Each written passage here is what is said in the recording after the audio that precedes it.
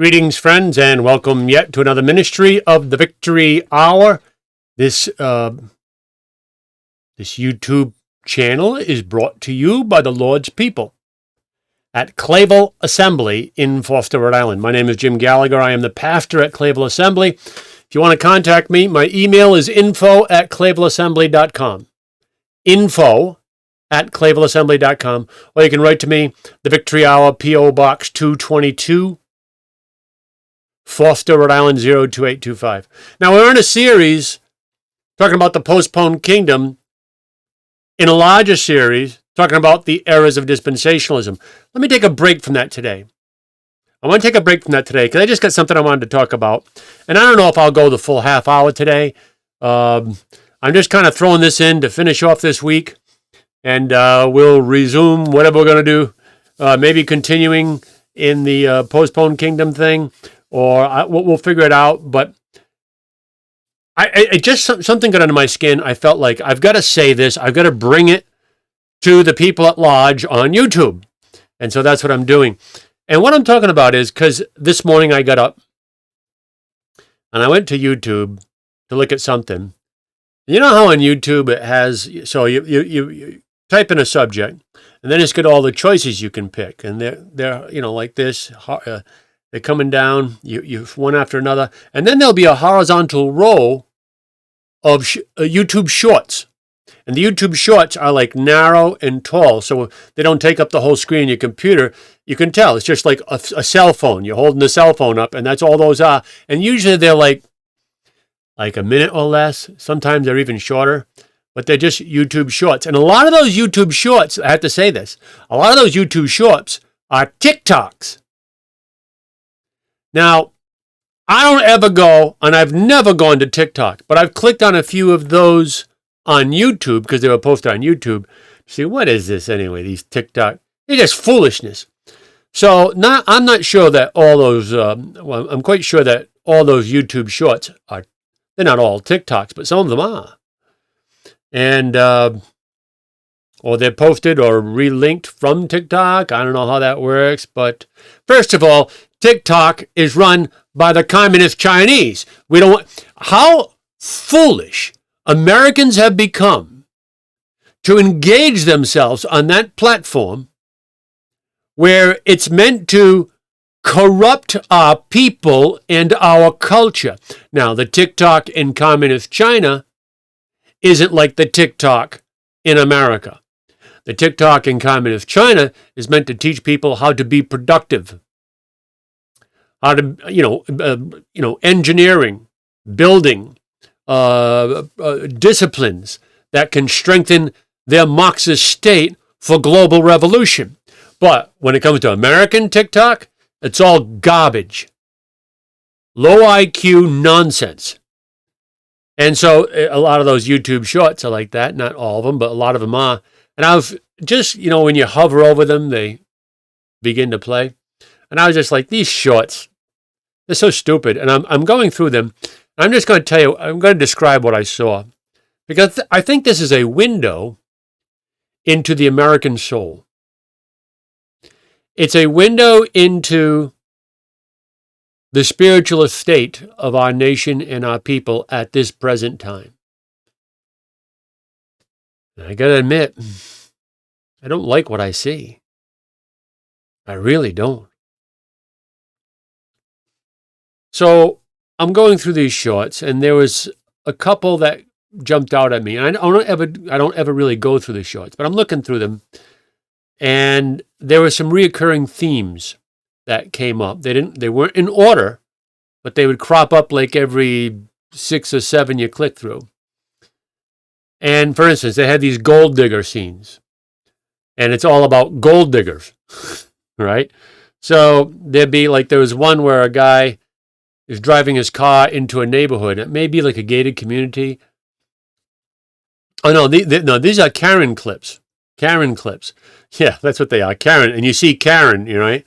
And so, and this guy's driving through the neighborhood, and this woman comes running out. Hey. And he stops his vehicle, and he has his window rolled down. What's up? And she goes, You know what the speed limit is here? And now she begins to chastise him for the speed limit as if she's a traffic cop, which I have to admit is a very irritating thing. And so there she is lambasting him. Well, he couldn't have been going too fast because she was pretty much saying you were doing probably like 25 miles an hour. The speed limit in here, do you know it's 20 miles an hour? So she stops this man for doing what she perceives as 5 miles an hour over the speed limit. And the guy's sort of like incredulous about the whole, the Karen thing, intrusive women that are sticking their nose in other people's business, that kind of thing. And so the guy's like, oh, really? She goes, yeah, 25 miles an hour. He goes, so you spend she goes, do you realize how dangerous it is? We got children in the neighborhood. Then his camera spans the street and goes away from her because you're looking out the passenger window. He's sitting there talking to her. Then he turns it to the street and you don't see anyone on the street, like no kids or anything. He goes, well, I don't know. I don't see too many kids. She goes, that doesn't make a difference. There's children in this neighborhood. And do you know the difference between a child being hit by a car at 25 miles an hour as opposed to 20 miles an hour? And he said something like, well, I don't know. Do you go around studying children getting hit by cars at 20 versus 25 miles an hour? She goes, whoa, let me tell you. And then she starts just laying into him. So he drives away as she's talking, and she's furious, and he's laughing as he's driving away. And then he takes a shot. He takes his camera and puts it in the rearview mirror. You can see her running.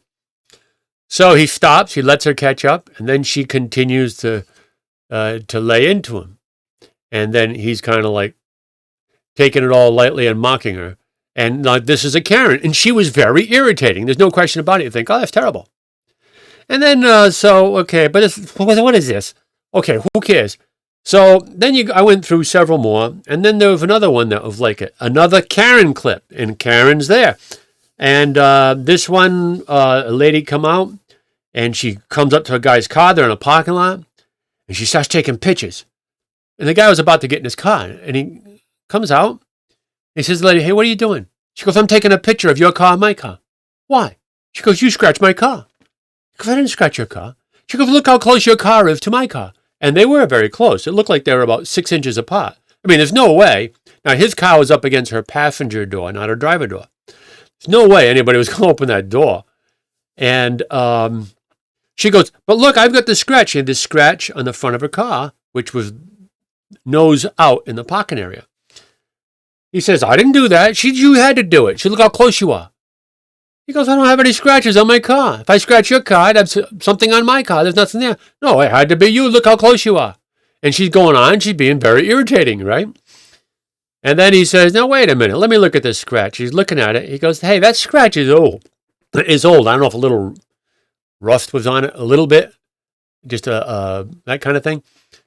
He goes, that's old. Now she's looking a little bit like deer in the headlights. He goes, no, that's not new. That you didn't do that now. You've had that in a while and you know it. And she's like, oh, well. And then some other guy's walking by. Yeah, I have to admit, that's an older scratch. And then, like I just get off it and I went down several more. And there was another Karen one. And it was more of the same thing. I'm thinking, no, wait a minute. What's going on here? And then in the process and in between, there's these other clips. And these are gold digger clips. And they're all gold diggers. And so, they're almost exactly alike. So a guy will be in a parking lot and he sees a young, good-looking woman. She looks like she's in her mid-20s maybe. Low 20s, mid-20s. And she's good-looking and she's very scantily clad. Meant to grab the attention of the eyes of any man within, 200 feet. And so he comes up to this woman, and he's trying to get a date with her. Hey, would you like to go out to eat? Or would you like, he's just that kind of thing. She says, oh, no, I got a husband at home. Oh, okay. Well, good for you. I respect the fact that you honor your marriage, and you're faithful and loyal. I respect that. Good. And she's ignoring him because he's looking a little goofy and a little, here she is, Miss Model, and here he is, a little disheveled. And so he walks away, and his car is nearby, and it shows him walk up to his car, and it's like a Ferrari, a super spectacular, extremely expensive car. And then she turns around, she goes, is that your car? He says, well, yeah. He goes, Really? And she comes walking over. Now she starts flirting with him. And she's saying, he goes, well, I thought you had to go home. Hurry up and go home to your husband. That's what you told me. She goes, well, no. I can stay for a while. I mean, I'm just really interested in your car. It's very nice. And now she starts flirting with him. And so the whole thing is, she's a gold digger. She made up this story about her husband, and we assume it was made up, just to get rid of this guy because he looked too disheveled for her. And now she finds out how much money he has. And this is the thing. And it only lasts for like 40 seconds. You think, okay. And then I'm scrolling, looking at different things. I'm not looking for these. I just stop on them because I see the connection. Here's another gold digger one.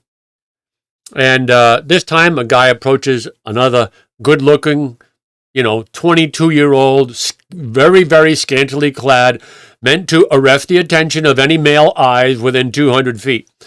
And he comes up to her. Now, this guy's wearing like a McDonald's hat, like one of those, it's like a chef's hat, it has like this with the screen up top, and looks like he's ready to make French fries.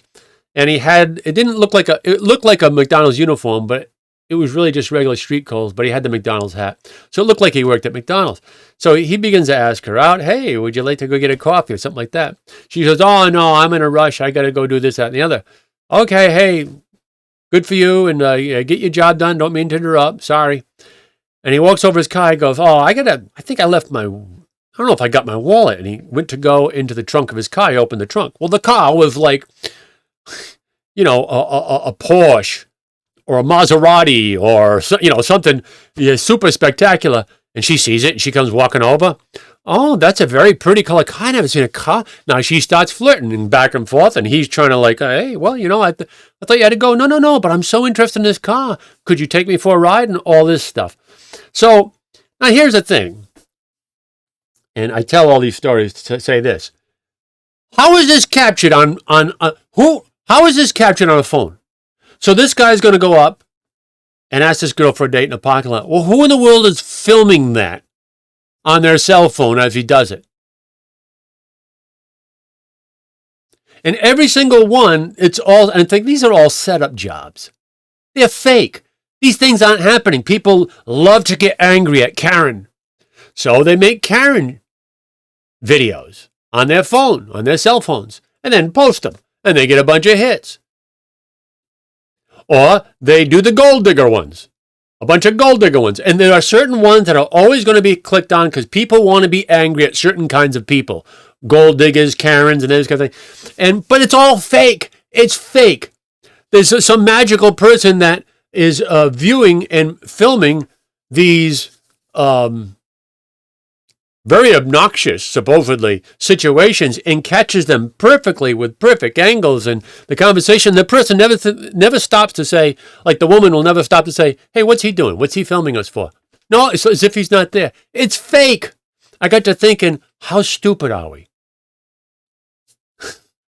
How lame are we in this country? And I was telling my wife about it, and I said, they're all fake. These not that all the shorts are fake, but so many of them are fake. And they're popular. America has become, culturally, intellectually, I suppose even spiritually, like professional wrestling. It's fake, and we don't even know it. It's fake. We don't know that. That is very disturbing to me.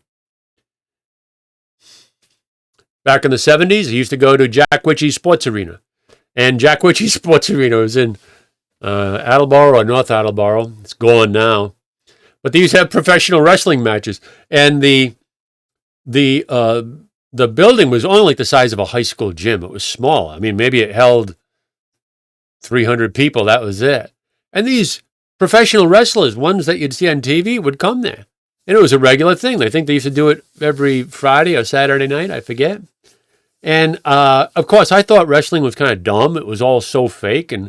But when we went to Jack Witchy's, the clientele at Jack Witchy's, it was just unbelievable. I think I've described this to you before. It looks like 90% of the people there thought that the whole thing was real.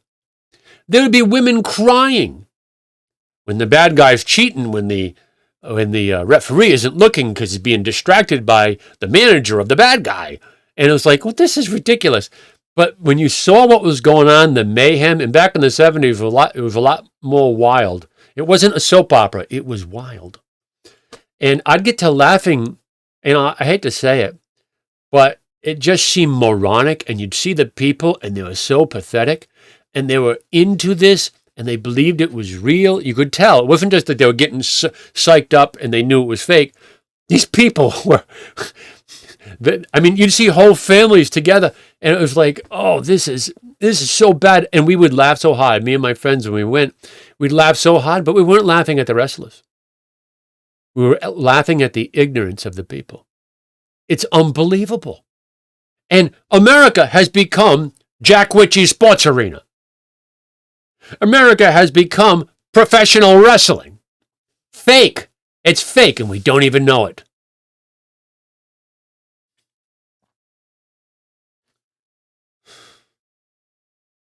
I mean, that old time, I mean, I think most people know that wrestling is fake now.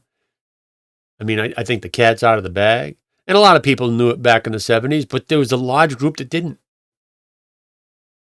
And I'm saying that our country can't discern what's real from what's fake. They can't discern their left hand from their right hand. It's very disturbing.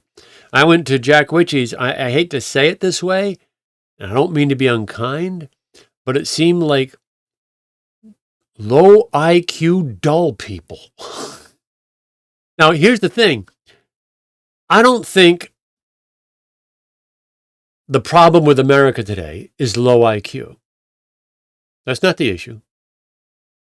We act like we're low IQ, but I don't think that's the issue. I don't think the natural genetic constitution of people has fundamentally changed.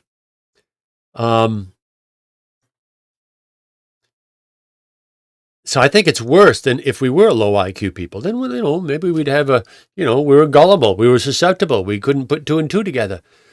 Well, that's forgivable, right? That's the way it is sometimes. But this is worse. It's our culture. Our culture has rendered us fools. We're fools. And it's not good. And it comes from, in my opinion, a culture that has fostered lazy, me-centered, instant gratification styled socialists. Somebody owes me a living kind of thinking. That's the mentality, particularly of the millennials. And, and it got worse because of COVID. And COVID was meant, in part, in my opinion, to help forward this drive towards American mediocrity, and thus to foist upon us a socialist, Marxist, anti-Christian revolution, which is what's happening before our face. That's what Joe Biden is all about.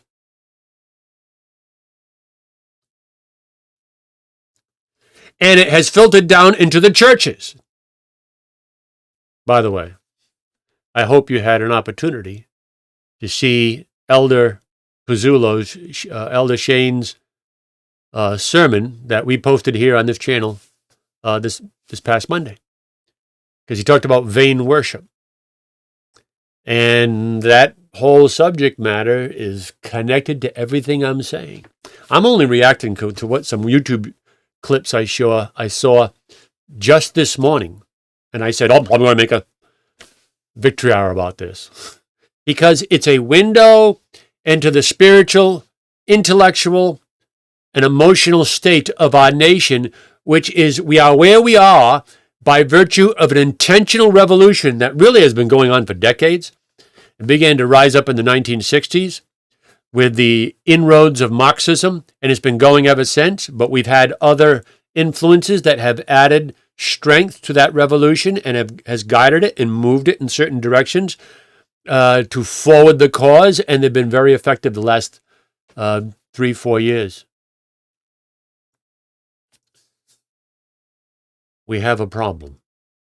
There's a weakness in our culture.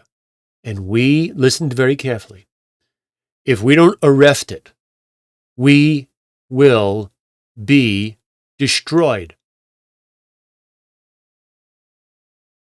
We will be overcome. We will be taken over by someone who's stronger and more determined, not necessarily more moral. What do you think the communist Chinese want to do? Play tiddlywinks with America? Do we think that nothing can happen on our soil just because we've had relative safety on our soil for so many years? Well, 9/11 should have been a wake-up call, although 9/11 isn't what they portrayed it to be. The revolution is coming from within, and it's even in Washington, D.C. That's alarming. I want to read for you from 1 Samuel chapter 13, starting at verse 19. And this is what we read. Now there was no smith found throughout all the land of Israel, for the Philistines said, lest the Hebrews make them swords or spears. So the Philistines would not allow the children of Israel to have any blacksmiths, lest they make weapons and can defend themselves against our dominance. So no blacksmiths in the land. Verse 20, but all the Israelites went down to the Philistines to sharpen every man his share, his cutler, his axe, and his mattocks. So even just to sharpen your farming tools, you had to go to the Philistines because they didn't have the ability to do it. Just like us buying everything from communist China, who does not want to be our friends, you need to understand.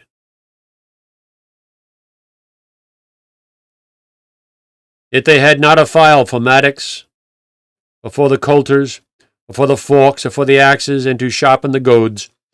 So it came to pass in the day of battle, there was neither sword nor spear found in the hand of any of the people that were with Saul and Jonathan. But with Saul and Jonathan, his son, was there found. Nobody had any weapons. And so when the enemy was pressing and they had to fight, they had nothing to fight with. We are defenseless. Now, how can we have men graduate from Ivy League schools with high intellects, well, in some instances, Ivy League schools with high intellects, and not understand the precarious situation we have put ourselves in? In fact, they put us in that situation. We are vulnerable to the worst of our enemies. Don't be fooled. Our medicine, our goods, our iron and steel, we don't make anything. How could we go to war? And how could we go to war with the people who do make them for us? We don't even have manufacturing plants to retool to convert for warfare. And this, our illustrious leaders couldn't foresee the danger that would be the fallout of such activity? No, they've been promoting this.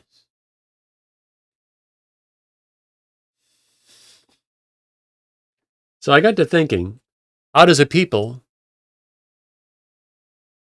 enter into this state? It's a spiritual problem. Without the faith of Christ, without the discipline of the Spirit of God in the heart of a people, the people will destroy themselves. Most particularly those that have had the faith of Christ as a nation and as a culture, and who have thrown it away. They are even more susceptible to the moral corruption that will follow that defection from the faith of Christ, because to whom much is given, much is required. And I thought there's every passage, I just took 5 minutes and looked up, what I look up? 1, 2, 3, 4, 5, 6, 7, 8, 9 passages in about 5 minutes.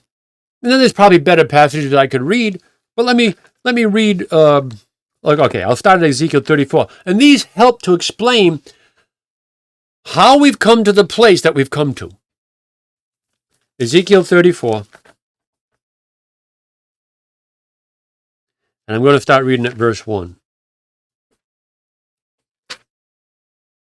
And the word of the Lord came unto me, saying, Son of man, prophesy against the shepherds of Israel.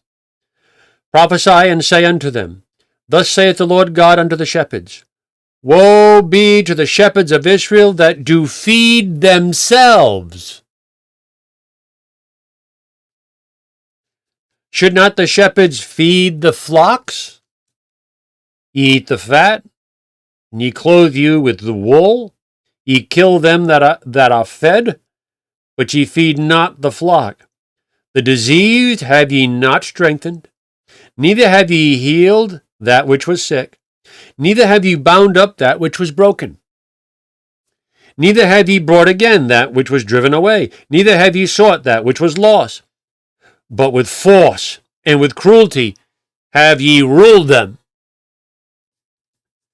And they were scattered, because there is no shepherd. They became meat to all the beasts of the field, when they were scattered. My sheep wandered through all the mountains, and upon every high hill. Yea, my flock was scattered upon all the face of the earth, and none did search or seek after them. This is part of the reason we as a nation are where we are at right now. These leaders in Israel, they're supposed to be spiritual leaders and political leaders, right? Israel was a theocracy. But these leaders served themselves. They didn't care about their neighbor. They didn't care about their fellow citizens. They served themselves. They were self-centered. They were lazy. They took from others. It was greed. They didn't seek to relieve the poor, to strengthen the weak, and to implement justice. They were just lining their pockets like our criminal leaders in Washington, D.C., like Joe Biden and Hunter Biden. And all the press turns and looks the other way. We don't see anything. They're liars and they're deceivers. This is revolution, and we are corroding from within. This is the byproduct of turning from Christ. I guarantee you. It's the lazy, me-centered, instant gratification, socialist, someone owes me a living mentality, and that was promoted and fast-forwarded by keeping children out of school and having people get paid by the government when they didn't have to work because all this garbage with COVID and the liar Fauci. And now the revolution has fast-forwarded. How can we put up with this? And we're like Israel of old. We don't make our own armaments. We don't make our own goods and materials. We can't sustain ourselves. We've left ourselves stripped and naked before the anti-Christian nations of the world. Yeah, I know we got nuclear bombs. If someone's ready to push that button, if push comes to shove, is that all we're left with? And that's the only way out? That's not good. And we've left, we don't have a strength of purpose anymore. I'm going to read one more because I'm out of time.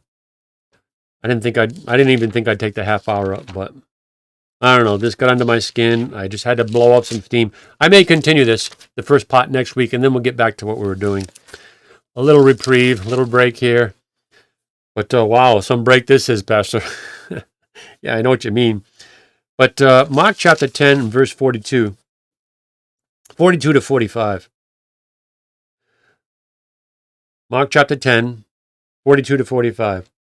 But Jesus called them to him, and saith unto them, Ye know that they which are accounted to rule over the Gentiles exercise lordship over them, and their great ones exercise authority upon them? But so shall it not be among you. But whosoever will be great among you shall be your minister. And whosoever of you will be chiefest shall be servant of all. For even the Son of Man came not to be ministered unto, but to minister, and to give his life a ransom for many. In other words, leaders serve the people that they govern over. A true leader takes initiative. He sets the standard. He leads by example. He sacrifices. That's a true leader, and that makes for a strong society. But the faith of Christ commands our conscience as Christians to do this in every facet of life. So if we were commissioned to lead a town, a state, or any kind of group, we would realize these principles, and we feel them to be our moral obligation without anyone telling us, and it makes for a strong society. We're weak. And we're weak because we've abandoned Christ. And now we're vulnerable, and the powers that be are coming after us. Well, look, my time's up. Next time I might continue this a little bit more, and then we'll get back to the errors of dispensationalism. Let me thank you for listening. I had to squeeze this in. Jim Gallagher, reminding you in the words of our blessed Lord and Savior, "You shall know the truth shall make you free."